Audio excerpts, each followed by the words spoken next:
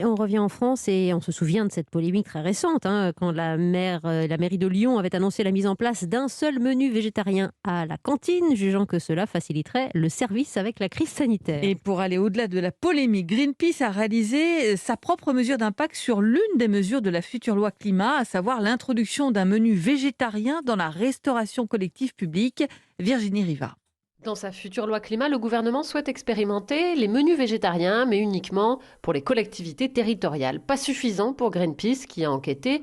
Pour l'ONG, le constat est clair. Si le gouvernement est plus ambitieux, en retenant l'option de la Convention climat, à savoir le menu végétarien obligatoire pour toute la restauration collective publique, l'impact sur l'environnement pourrait être majeur. Si la mesure restait telle quelle, à peine 15% des repas seraient concernés. On arriverait à 0,14 millions de tonnes d'équivalent carbone économisé. Nous, on a refait le calcul en imaginant que cette mesure, elle était appliquée à l'ensemble de la restauration collective publique de façon volontaire. Et là, on arrive à un impact carbone qui est 5 à 10 fois supérieur. C'est-à-dire qu'on arrive à dépasser le million de tonnes d'équivalent CO2 économisé. Le gouvernement affirme qu'aller trop vite sur les menus végétariens pose des questions en termes de faisabilité, notamment pour les petites communes, et d'acceptation sociale.